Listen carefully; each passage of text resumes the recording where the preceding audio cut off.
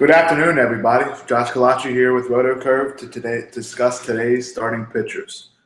Last night was a 15-game slate. There was a lot of good pitchers and a lot of guys actually defied some bad matchups and were able to put up good totals. Like Jake Arrieta, Strasburg had a nice night. Syndergaard gave up some runs, but his strikeouts were enough to offset everything. Today, there was a 13-game slate, and although there was just two less games, the two games are early games, actually playing just about in an hour here. So the one thing to take a look at with these shorter slates is the lack of pitching depth, but that's not the case today, as it still is a 13-game slate. There's 26 pitchers to look at, so let's dive right into it. As always, I will discuss a few pitchers who I like and why I like them for the given evening slate. There are not many choices for today other than the top four aces, so let's get into a little bit deeper on some of the guys that we will have to discuss.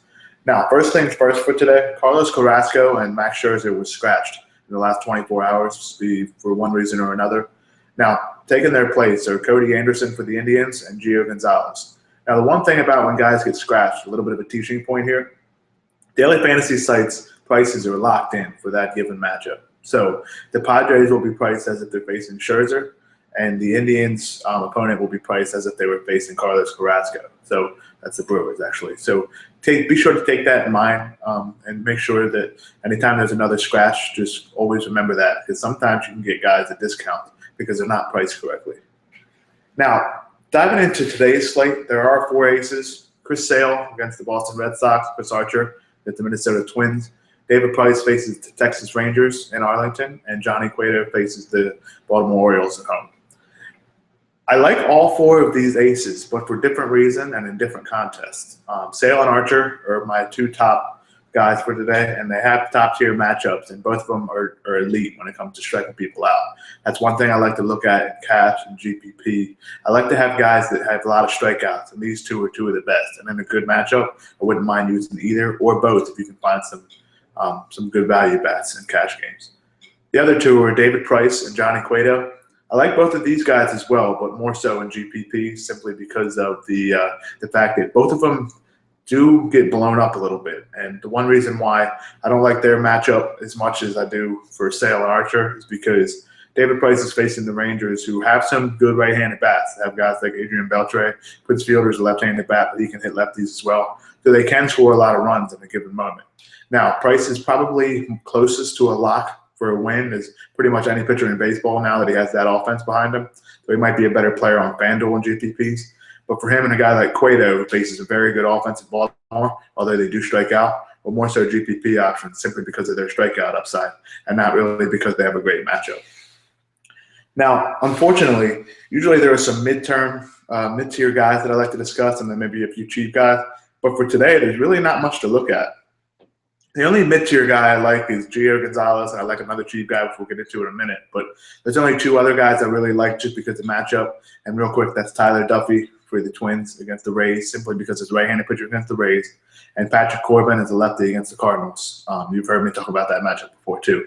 But the two guys I wanted to get into were Gio Gonzalez, who was filling in for Max Scherzer against the Padres. And the last guy I will discuss is Jared Eichhoff against the New York Mets. Now, for Gio, he always tends to go lower owned. And today, that will definitely be the case because as a guy that's filling in for someone that was scratched, those guys always seem to be lower owned simply because most people aren't thinking about them.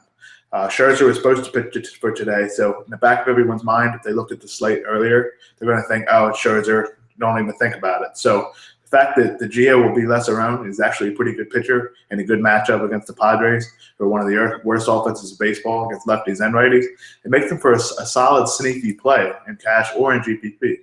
The one thing about the Padres is they really struggle against righties, so that kind of the lefties tend to get overlooked. But they struggle as well against the left-handed pitchers. So Gio does have an excellent matchup, and I do like him as a starting pitcher too. And he allows you to fit in with one of the top aces, but not crush your cap. It's still two good pitchers. The last guy I wanted to talk about is Jared Eichhoff. Now, the Mets have been out of their minds. They've been on fire. They're crushing the ball. I think they have one of the top offenses, if not the top offense since the All-Star break, partially due to the acquisition of a lot of the bats like Yoenis Cespedes and David Wright coming back off the disabled list. But Eichhoff's price today is just too small to pass up. He's $4,100 on DraftKings, which is absurd for a pitcher. $5,000 on FanDuel, He's just 2,000 above the minimum on Fantasy Feud as well. So if you're looking for a really cheap pitcher, although he does have a relatively tough matchup based on how the Mets have been hitting of late, Eichhoff is the guy to look at. Now, he's a bit of an unknown commodity, having just one major league start. But in that start, he dominated the Marlins in Miami, which is a good matchup and a good park. Remember that. But he had 6 scoreless innings, 5 strikeouts, and he looked really good. He has a fastball, slider, and a curveball. He doesn't throw very hard, but one thing with him is his fastball's middling in the low 90s. Sometimes he hit 92, 93 even. He has a decent slider and curveball that he uses. The one thing I like to look at for pitchers, especially guys that face left-handed batters, is a changeup. And I don't think I saw him throw many changeups. I think he may have only thrown 2 or 3. So it's something to keep an eye out for the future. But against an offense like the Mets, who have a lot of right-handed hitters, that slider and curveball might be enough to get him by. Now, the one thing about these guys is when you look at minor league pitchers coming up, you look at some of their minor league numbers. Eichhoff didn't enter the minor leagues as a big strikeout guy, but his K per 9 actually increased as he moved throughout the farm from single A to double A all the way up.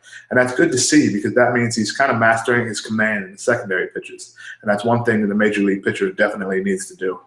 So if you're considering picking a guy that's really cheap, I think Eichhoff is that play today, simply because his price is far too low. Even if he doesn't have 20 or 30 DraftKings points or 15 to 20 FanDuel points, you're not expecting that much out of a guy like this. So he is a talented pitcher. The Mets do have a lot of right-handed bats, and they could potentially struggle against a young pitcher they haven't seen before. So keep that in mind.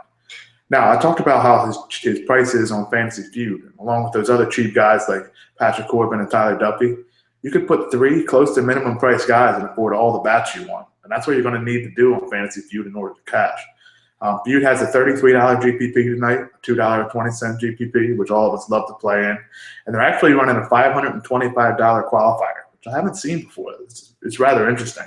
It's not a full $1,000 qualifier. That's really out of the reach for a lot of players, even though $525 is out of the reach as well. It's one of the top qualifiers in the game because you only really have to beat 42 players, and it's going to be a lot of overlay. I expect between 25 and 30 entries into that. So if you do have a big bankroll, maybe you won a couple GPPs last week, you want to take a shot, this is the qualifier to do so. Now, if you haven't signed up for Fantasy Feud, as always, you can use RotoCurve's referral code CURVE, and you get a 100% deposit bonus of up to $500. And as always, every time you sign up on a new site via RotoCurve's link, if you deposit $50 or more, we will give you $25 to use on that site. So be sure to take advantage of that deal. Now, that pretty much wraps up the thoughts for pitching for today. Of course, you have those top aces in Archer and Sale and Cueto and David Price, but the one guy that I wanted to look at is maybe Eichhoff as a cheap pitcher in GPP, and I don't mind a guy like Gio as a mid-tier guy as well. So be sure to take a look at those, look at the lineups as they come out, if some things like to change, and ask any questions you have in the forums or the chat. We'll be around all day long, and we'll be happy to answer any questions about anything you have, including that new MLB splits tool, which is up, and I actually recorded a video explaining on how to use it. So be sure to check that out. Use the rest of the tools you can on RotoCurve, and let's make tonight a profitable night in daily fantasy baseball. Good luck, everybody.